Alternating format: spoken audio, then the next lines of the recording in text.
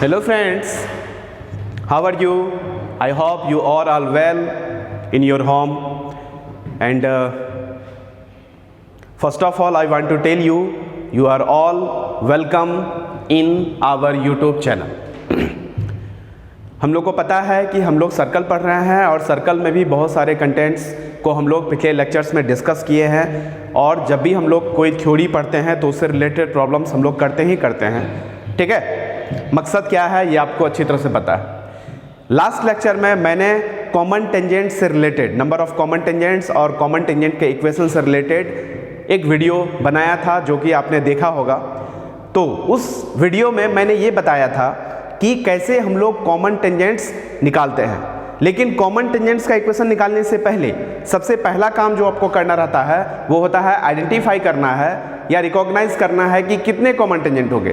पता चला कि 3 ही कॉमन टेंजेंट हो रहा है और आप जो है 4 कॉमन टेंजेंट निकाल रहे हैं, तो ये तो सरासर नाइंसाफी हो जाएगा ना। इसलिए first of all you have to determine that how many common tangents can be drawn. ठीक है, इन द करंट सिचुएशन जो भी प्रॉब्लम रहेगा उस सिचुएशन में कितने कॉमन टेंजेंट्स होंगे पहले ये डिसाइड कर लीजिए। उसके बाद जो भी कॉमन टेंजेंट होगा उसको हम लोग क्या करेंगे, बारी बारी से निकालेंगे, जिसका मेथड हम लोग लास्ट क्लास में डिस्कस कर चुके हैं। ठीक है, चलिए आइए, एक क्वेश्चन आप देख रहे होंगे, कह रहा find all the common tangents to the circle. Obviously common tangents है, मैंने पहले भी कहा था कि कॉमन टेंजेंट्स का मतलब 2 या 2 से अधिक सर्कल दिया हुआ रहेगा। तो बेसिकली 2 ही सर्कल दिया हुआ रहता है। यहाँ भी आपको 2 सर्कल प्रोवाइड किया हुआ है, दोनों का इक्वेशन दिया हुआ है, x² + y² - 2x - 6y + 9 = 0। दूसरा सर्कल है आपका x² + y² + 6x - 2y + 1 = 0। सबसे पहले डिसाइड करना है कि कितने कॉमन टेंजेंट हो गए, तो उसके लिए हमको कंडीशन पता करना पड़ेगा। क्या? तो रेडियाई के सम या डिफरेंस का रिलेशन किसके साथ? तो दोनों के सेंटर्स के बीच के डिस्टेंस के साथ। देखते हैं क्या होता है। चलिए चलो लिखो सॉल्यूशन। सबसे पहले गिवन सर्कल, गिवन सर्कल्स, जो सर्कल दिया हुआ है उसको लिखो। तो एक सर्कल है जिसको मान लो S, ये आपका कितना है जी? तो x² + y² - 2x - 6y + 9। इसका सेंटर देख लो, इसका सेंटर, तो इसके सेंटर को C से इंडिकेट करते हैं, तो इसका सेंटर हो जाएगा 1,3 और रेडियस कितना हो जाएगा r, या फिर स्मॉल r लिख दो। रेडियस जो होगा वो हो जाएगा 1 + 9 - 9, तो ये सीधे हो जाएगा 1। तो रेडियस हो गया 1 और सेंटर हो गया 1,3। ठीक है, एंड उसी तरह से दूसरा सर्कल जो है उसको आप S' इंडिकेट कर लीजिए। कितना है दूसरा सर्कल का इक्वेशन? तो हो जाएगा x² + y² + 6x - 2y + 1 = 0। यहाँ से आप कैलकुलेट कर लीजिए इसका सेंटर और रेडियस। ठीक है, तो इसका सेंटर बोलो कितना हो जाएगा? तो इसका सेंटर हो जाएगा -3,1 और रेडियस जो है r' वो हो जाएगा आपका 9 + 1 - 1, कहने का मतलब 3। तो हमको 2 सर्कल मिले, दोनों का सेंटर पता है, दोनों का रेडियस पता है। बाद वाला सर्कल जो है उसका रेडियस बड़ा दिख रहा है, पहले वाला सर्कल जो है उसका रेडियस छोटा दिख रहा है। इसको देखते हुए हम लोग क्या करेंगे, सबसे पहले सेंटर्स के बीच का डिस्टेंस निकाल लेते हैं। तो यहाँ लिखेंगे नाउ, क्या करेंगे, C निकालेंगे। तो डिस्टेंस फॉर्मूला, तो 1 - -3 तो हो जाएगा 4 का स्क्वायर, अब प्लस 3 - 1 तो हो जाएगा 2 का स्क्वायर। ठीक है, तो ये हो जाएगा आपका 16 + 4 तो हो जाएगा 20 का स्क्वायर रूट, और 20 का स्क्वायर रूट का कहने का मतलब कितना हो जाता है? तो ये हो जाता है आपका 2√5, 2√5। ठीक है, चलिए आइए, और इस बार रेडियस का सम कितना है? r1 + r2 = 3 + 1, जितना किसका हो गया? 4। इसका मतलब रेडियस का सम हो गया 4, और जबकि ये कितना हो गया? ये आपका 2√5 है। 2√5 करने का मतलब 16 का बड़ा हो जाएगा। C1 C2 जो है इसका मतलब क्लियर है, यहाँ से क्लियरली क्या क्लियर हो गया कि C मतलब दोनों के सेंटर्स के बीच का डिस्टेंस इस बार बड़ा हो जा रहा है, किससे? r1 + r2 से। ऐसा होने से क्या होता है? ऐसा होने से सर्कल्स एक दूसरे से सेपरेट रहता है, और जब दोनों सर्कल एक दूसरे से सेपरेट है तो obviously number of common tangents कितने हो जाएंगे? तो 4 हो जाएंगे, जो कि मैक्सिमम इस केस में बनेगा। तो इसका मतलब ये शो कर रहा है कि number of common tangents is equal to 4। तो 4 गो कॉमन टेंजेंट मिलेगा आपको इस केस में। अब उस चारों कॉमन टेंजेंट को हमको क्या करना है, बारी बारी से निकालना है, ठीक है। तो उसके लिए मैंने लास्ट लेक्चर में डिस्कस किया था कि कैसे हम लोग वो चारों टेंजेंट, कहने का मतलब 2 डायरेक्ट कॉमन टेंजेंट और बाकी जो रिमेनिंग 2 है वो आपका ट्रांसवर्स कॉमन टेंजेंट है, उसको हम निकालने जा रहे हैं। तो उसके लिए क्या करना पड़ेगा, उसके लिए हम लोग यहाँ पे एक फिगर ट्रेस कर लेते हैं। तो यहाँ पे आप देखिए एक फिगर ट्रेस कर रहा हूँ। तो एक आपका बड़ा वाला सर्कल हो गया और एक आपका छोटा वाला सर्कल हो गया, ठीक है। इस तरह से पहले डायरेक्ट कॉमन टेंजेंट का वर्क करेंगे। तो ये डायरेक्ट कॉमन टेंजेंट हो गया, ये आपका डायरेक्ट कॉमन टेंजेंट हो गया और डायरेक्ट कॉमन टेंजेंट, इसका सेंटर C, इसका सेंटर C', C से C' को मिलाते हुए इसको एक्सटेंड करोगे तो आगे चल करके आपको ये D पे मिलेगा, ठीक है। चलिए यहाँ से इस पे परपेंडिकुलर डालिए, क्योंकि ये टेंजेंट है तो इसको T मान लो, और क्योंकि ये टेंजेंट है और यहाँ भी परपेंडिकुलर होगा तो इसको T' मान लो, ठीक है। हम किसके लिए काम कर रहे हैं, तो यहाँ लिखेंगे फॉर डायरेक्ट कॉमन टेंजेंट्स। हम लोग डायरेक्ट कॉमन टेंजेंट के लिए काम कर रहे हैं। तो डायरेक्ट कॉमन टेंजेंट मतलब स्ट्रेट लाइन है, और स्ट्रेट लाइन का इक्वेशन निकालने के लिए 2 चीज चाहिए, एक पॉइंट और दूसरा स्लोप। ये दोनों डायरेक्ट कॉमन टेंजेंट है और ये एक पर्टिकुलर पॉइंट D से पास करता है। तो क्यों ना हम D में इंटरेस्टेड हो, कहने का मतलब अगर हम D का कोऑर्डिनेट निकाल लें तो ये दोनों टेंजेंट के लिए कॉमन पॉइंट निकल जाएगा। तो जब पॉइंट पता हो जाएगा तो बाकी स्लोप ही रहेगा। तो यहाँ पे हम लोग D के लिए काम करेंगे। तो हम लोग यहाँ देखते हैं, क्या देखते हैं, सिंस क्या देख रहे हैं कि राइट एंगल ट्रायंगल, कौन सा राइट एंगल ट्रायंगल, तो CTD, यहाँ लिखेंगे CTD सिमिलर है किसके साथ, तो एक राइट एंगल ट्रायंगल दिख रहा है C'T'D। इसका मतलब जब 2 ट्रायंगल आपस में सिमिलर हो जाए तो कॉरेस्पॉन्डिंग साइड्स का रेशियो सेम हो जाता है।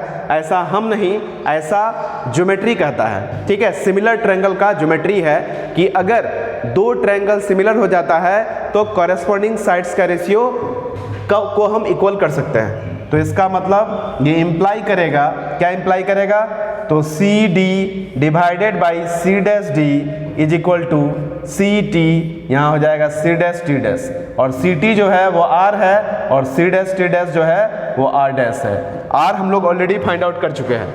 R जो है मेरा कितना है, बड़ा वाला सर्कल, बड़ा वाला सर्कल का जो रेडियस है वो है आपका 3, तो ऊपर में लिखेंगे 3, और छोटा वाला सर्कल का जो रेडियस है वो है आपका 1, तो लिखेंगे 1। क्लियर।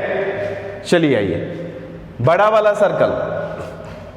वाला सर्कल मतलब ये सेकंड सर्कल, उसका सेंटर कितना दिया हुआ है, तो ये हो जाएगा -3,1, और जो दूसरा वाला सर्कल है उसका रेडियस, उसका सेंटर कितना दिया हुआ है, तो 1,3, यहाँ पे लिखेंगे 1,3।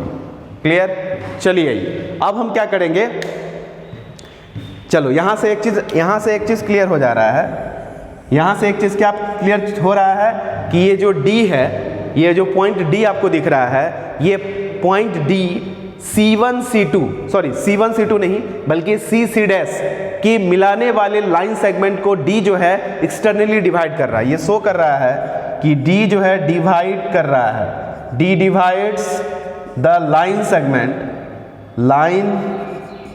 सेगमेंट किसको, तो joining the centre C and C'। ये यहां से पता चल गया कि D वो पॉइंट है जो कि दोनों सेंटर्स के मिलाने वाले लाइन सेगमेंट को एक्सटर्नली डिवाइड कर रहा है, ठीक है। D divides the line segment इतना एक्सटर्नली, ये चीज और मेंशन हो जाएगा एक्सटर्नली, ठीक है, एक्सटर्नली। तो यहां से क्लियर हो गया कि हम एक्सटर्नल डिवीजन का फॉर्मूला लगा करके D का कोऑर्डिनेट पता कर सकते हैं, ठीक है। तो इसको यहां तक देखो, मुझे ये मिटाना पड़ेगा,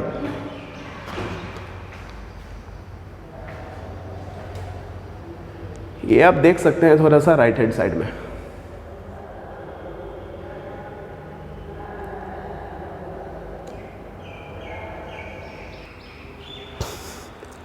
हाँ, तो हम लोग क्या करने जा रहे हैं अब, एक्सटर्नल डिवीजन का यूज करने जा रहे हैं। तो यहां लिखेंगे यूजिंग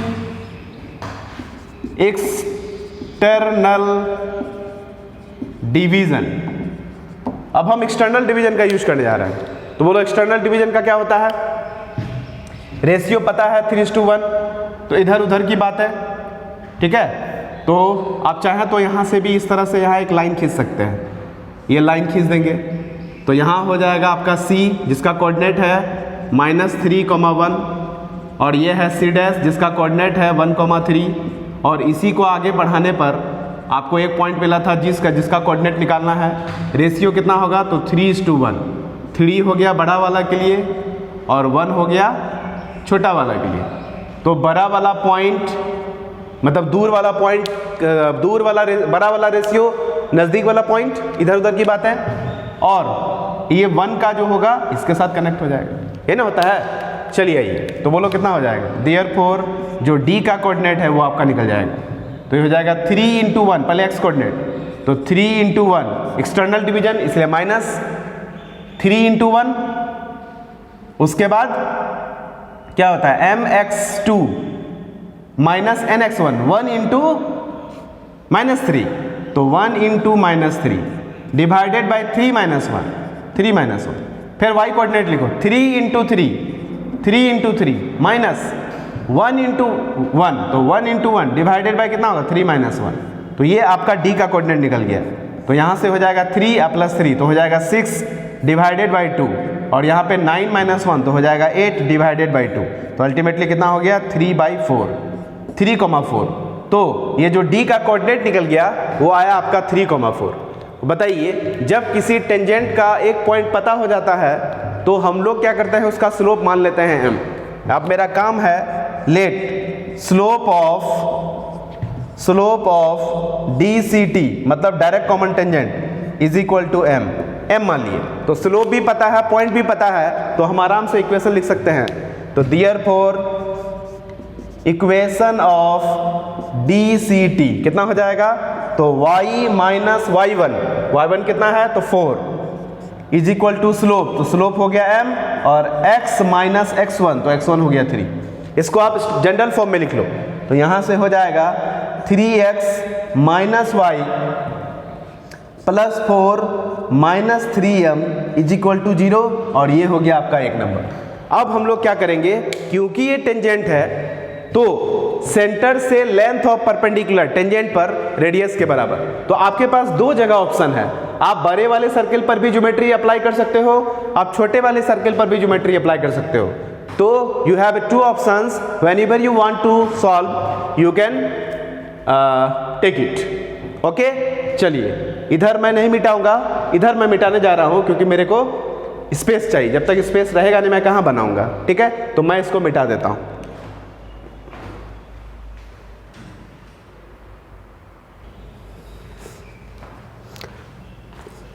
हेलो फ्रेंड्स, तो अब हम क्या करते हैं कि किसी भी, तो हमको ये सेंटर हो गया और इस केस में रेडियस था 3, तो सेंटर से length of perpendicular.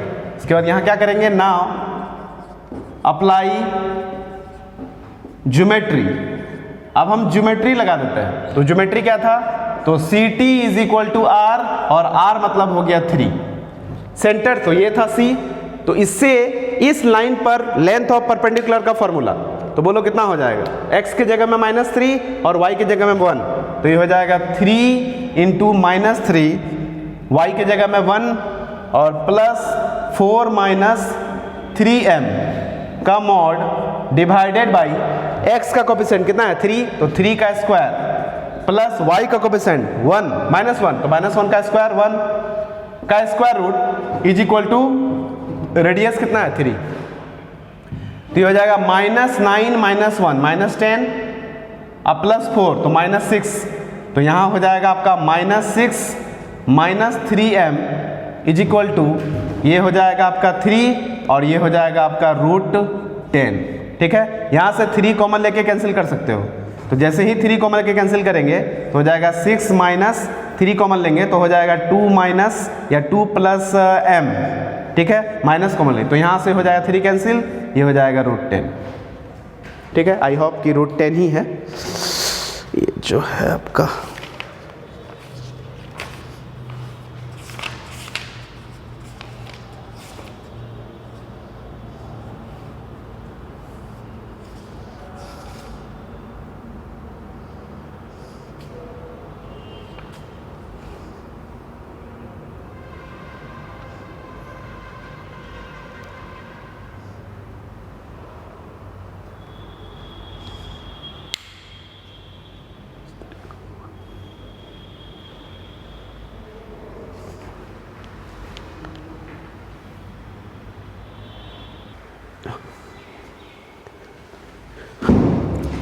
Hello friends, ये थोड़ा सा मिस्टेक था यहाँ पे।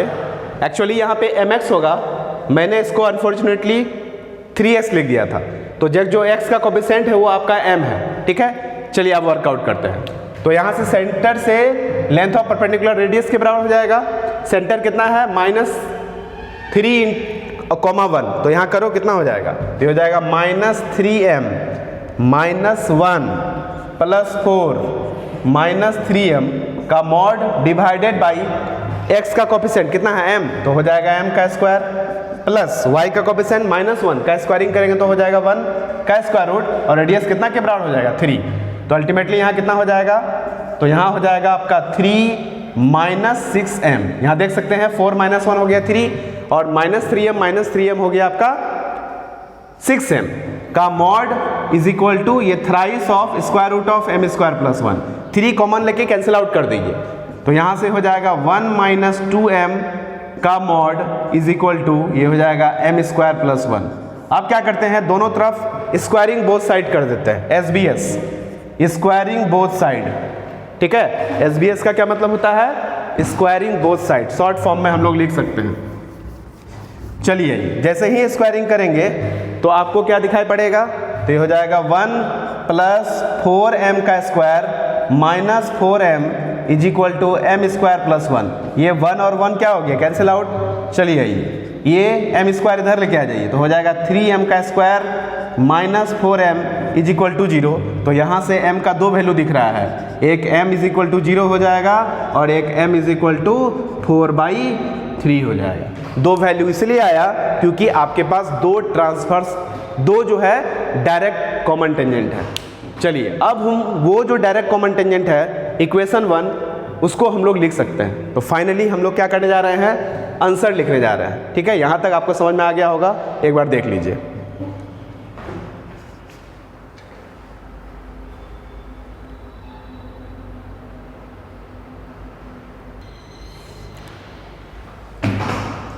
हेलो फ्रेंड्स, अब हम क्या करेंगे, लास्टली हम लोग इसका इक्वेशन निकालने जा रहे थे। यहाँ लिखेंगे hence equation of DCTs, direct common tangents का इक्वेशन लिखिए। कहाँ से लिखेंगे, या तो 1 नंबर में डाल दीजिए या 1 नंबर के ऊपर वाला इक्वेशन में। तो एक बार m के जगह में 0 डालेंगे तो हो जाएगा y इज इक्वल टू 4, ठीक है। और दूसरा m के जगह में कितना पुट करेंगे, 4/3। तो ये हो जाएगा y - 4 इज इक्वल टू 4/3, और ये हो जाएगा x - 3। 3 से इधर मल्टीप्लाई कर दो तो हो जाएगा 3y - 12 is equal to 4x - 12। ये और ये कैंसिल, तो अल्टीमेटली हो जाएगा 4x - 3y is equal to 0। तो ये एक answer y is equal to 4 है और दूसरा आंसर 4x - 3y है, ठीक है। तो यही 2 जो है डायरेक्ट कॉमन टेंजेंट का क्या हो गया, इक्वेशन हो गया। तो जिस तरह मैंने डायरेक्ट कॉमन टेंजेंट निकाला उसी तरह हम क्या करेंगे, ट्रांसवर्स कॉमन टेंजेंट भी निकालने जा रहे हैं, ठीक है। आई होप कि आपको ये डायरेक्ट कॉमन टेंजेंट निकालने का जो मेथड है, जो तरीका है, वो आपको समझ में आया होगा। चलो देखते हैं इसका रिमेनिंग पार्ट। रिमेनिंग पार्ट मतलब अब हम लोग वर्क करेंगे ट्रांसवर्स कॉमन टेंजेंट के लिए।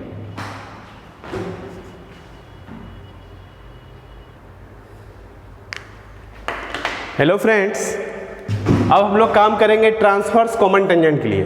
और हमको पता है कि ये दोनों जो टेंजेंट दिख रहा है कौन सा, तो एक T उसी तरह से एक और दिख रहा होगा ये वाला टेंजेंट। तो इन दोनों कॉमन टेंजेंट को हम लोग ट्रांसवर्स कॉमन टेंजेंट कहते हैं, ठीक है। और ये दोनों कॉमन टेंजेंट जो है दोनों सेंटर्स के मिलाने वाले लाइंस पर कहीं ना कहीं इंटरसेक्ट कर रहा है। तो ये इंटरसेक्ट कर रहा है मान लो D0 पर, ठीक है, ये इंडिकेट कर लीजिए। चलिए, तो आपको एक ज्योमेट्री दिख रहा होगा, क्या दिख रहा होगा, क्योंकि ये टेंजेंट है और सेंटर से इसके फुट ऑफ परपेंडिकुलर को मिलाया है, मतलब इस पॉइंट पे मिलाया है, तो ये 90 डिग्री है, उसी तरह से यहाँ पे 90 डिग्री होगा। तो ये दोनों राइट एंगल ट्रायंगल जो है आपस में सिमिलर ट्रायंगल है। तो यहाँ हम कह सकते हैं सिंस, क्या कहेंगे कि राइट एंगल ट्रायंगल, कौन सा राइट एंगल ट्रायंगल जी, तो CTD not is similar to the right angle triangle C''T''D not. और जब दो राइट एंगल ट्रायंगल या दो ट्रायंगल सिमिलर हो जाते हैं तो कॉरेस्पॉन्डिंग साइड्स का रेशियो इक्वल हो जाता है। कहने का मतलब ये हुआ कि CD not divided by C''D not is equal to CT divided by C''T''। What is CT? CT is equal to R, मतलब radius of the bigger circle. That's why we can write 3. And C''T' is radius of the smaller circle. That's why we can write 1. So, on seeing this, you can say that D naught is a point which divides the line segment joining the point C internally in the ratio 3:1. You can say. So, on seeing this, we can say that D naught divides the line segment joining C and C' internally in the ratio, कौन सा ratio, तो 3:1, 3:1। चलिए, जब ये चीज हो गया तो हम लोग क्यों ना इंटरनल डिवीजन मतलब सेक्शन फार्मूला के हेल्प से इस डी नॉट का कोऑर्डिनेट निकाल सकते हैं। तो यहां क्या करेंगे, यूजिंग सेक्शन फार्मूला, हम लोग सेक्शन फार्मूला का यूज कर रहे हैं, वो भी इंटरनल डिवीजन वाला। तो बोलो क्या हो जाएगा, इधर का रेशियो हो गया 3 और उधर का रेशियो हो गया 1, तो इधर उधर की बात है, ये ना होता है। तो इधर वाला रेशियो, उधर वाला पॉइंट, तो हो जाएगा आपका 3 × 1, 3 × 1 - 3, तो हो जाएगा प्लस 1 × -3 डिवाइडेड बाई 3 + 1। ये आपका डी नॉट का कोऑर्डिनेट निकल रहा है। फिर उसी तरह से 3 × y कोऑर्डिनेट, तो 3 × 3 प्लस फिर यहाँ हो जाएगा 1 × 1 डिवाइडेड बाई कितना हो जाएगा, तो 3 + 1। तो अल्टीमेटली जो पॉइंट आया वो आया आपका 0 और यहाँ हो जाएगा आपका 10/4, कहने का मतलब 5/2। तो जो डी नॉट का कोऑर्डिनेट आया वो आ गया 0,5/2। अब अगर किसी स्ट्रेट लाइन का पॉइंट पता है और उसका अगर हम स्लोप मान लें तो हम स्ट्रेट लाइन का इक्वेशन लिख सकते हैं। तो यहाँ पे हम क्या करने जा रहे हैं, लेट करने जा रहे हैं। Let slope of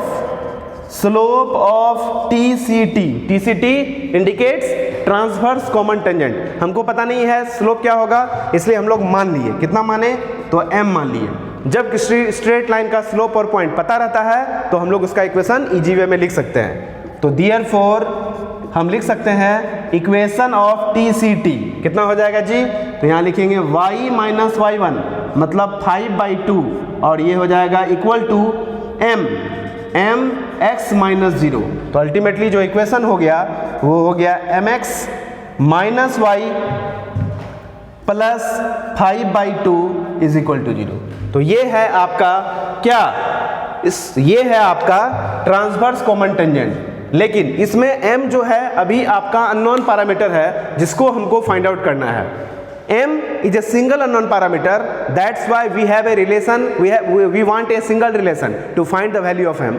So here we use the geometry, and what is the geometry, you already know. The geometry is the length of perpendicular from center to the tangent is always equal to its radius. So we can use this concept. So here you can see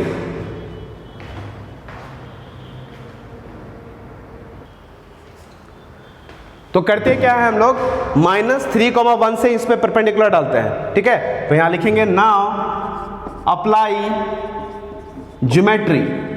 क्या geometry है, तो CT is equal to जो होगा वो radius हो जाएगा, और radius का मतलब बड़ा वाला सर्कल का रेडियस सॉरी सी टी, तो सी मतलब सी का कोऑर्डिनेट कितना था, सी का कोऑर्डिनेट तो था ये -3,1, तो -3,1 इस लाइन को सेटिस्फाई करेगा, तो ये हो जाएगा -3m माइनस और y की जगह में 1 तो हो जाएगा -1 और प्लस 5/2 का मॉड डिवाइडेड बाई x का कोफिशिएंट 5 तो हो जाएगा 5 का स्क्वायर और प्लस y का कोफिशिएंट -1 का स्क्वायर करेंगे तो 1, ठीक है, इज इक्वल टू रेडियस 3।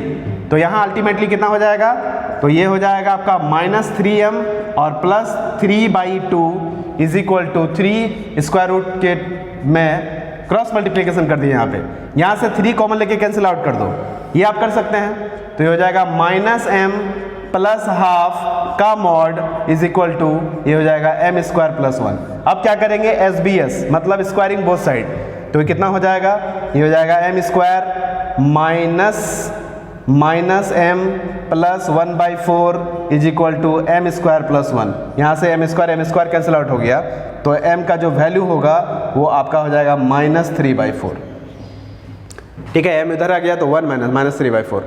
अब बताइए, क्योंकि हम देख रहे हैं कि दोनों सर्कल जो है आपस में अलग अलग है, और जब अलग अलग है तो obviously maximum number of common tangents 4 हो जाएगा, तो 2 तो ट्रांसवर्स कॉमन टेंजेंट निकल 2 तो आपका डायरेक्ट कॉमन टेंजेंट निकल गया, उसमें कोई दिक्कत नहीं हुआ। लेकिन जब हम ट्रांसवर्स कॉमन टेंजेंट निकालने जा रहे हैं तो हम ये देख रहे हैं कि ये क्वाड्रेटिक इक्वेशन नहीं आया, ये एक लीनियर इक्वेशन आ गया m के टर्म में, इसका मतलब m का एक ही वैल्यू मिलेगा।